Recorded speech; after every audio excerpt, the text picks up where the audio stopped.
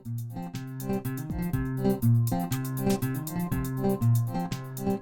think that this is challenging always at this level, 4-star plus level of the World Equestrian Games.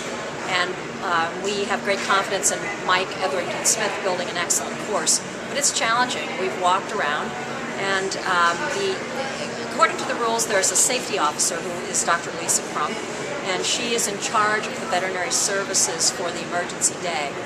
She has been working very hard for months, along with Dr. Allen and with a little input from the rest of us, to figure out where she's going to place the veterinarians that are going to be working on Saturday, as well as the ambulances and the transport vehicles. So we have excellent coverage of experienced veterinarians. Now, I wouldn't say quite one at every fence, but close to one at every fence. We also have 3 roving teams of veterinarians who are highly experienced. So if there were a problem, we can always send an extra set of hands and some more expertise to the person who's dealing with the primary incident. As usual, we're very, very fortunate in having the collaboration of the MSPCA, the Massachusetts Society for the Prevention of Cruelty to Animals, and particularly Roger Lauzet and his staff, who help us when we do need a horse ambulance. And we have a highly trained staff with him, so they'll be placed strategically around the course. And if we need them, we know we're going to have excellent help in that direction. Horses will be very quickly helped whatever they need.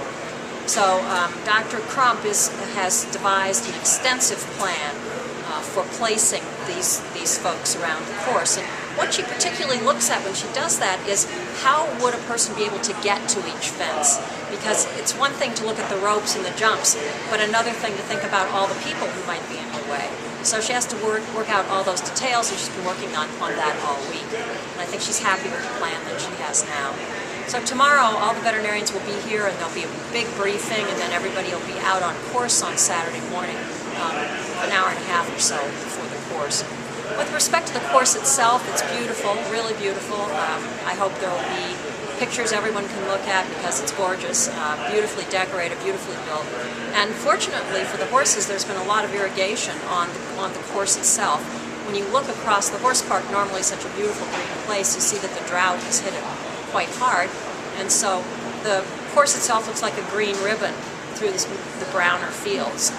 The footing is firm, but certainly better than it would be in the unirrigated areas. So we are concerned about the footing. We're always concerned about the ambient conditions. The forecasts are for excellent conditions. Not as warm as today, in fact, maybe in the upper 60s. So if that happens, in particular if we get a little cloud cover, that would really be excellent.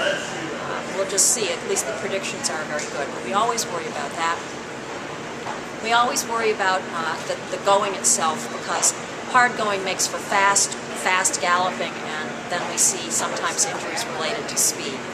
So, but the course looks beautiful, very well built, very jumpable. Big fences though, and you may notice when you're walking towards the end of the course and you get into the last field that there's some jumping, there's some work to do there before you get to the finish. So I think it's going to be a challenge all the way around. We really take the business of monitoring these horses seriously, and we have a horse health data form that follows them through the competition. They have an exam when they arrive, and then another exam for soundness, which is the formal horse inspection, or TROTA, which is conducted by the ground jury. And then they will be very closely examined at the finish of cross-country. And that will involve an examination right after the horse is complete, which will consist of a look, and we'll take a pulse and a heart rate and a temperature. And then the horses will be monitored at 10-minute intervals until we feel comfortable that they can safely return to their stables, or maybe they need a ride back to the stable.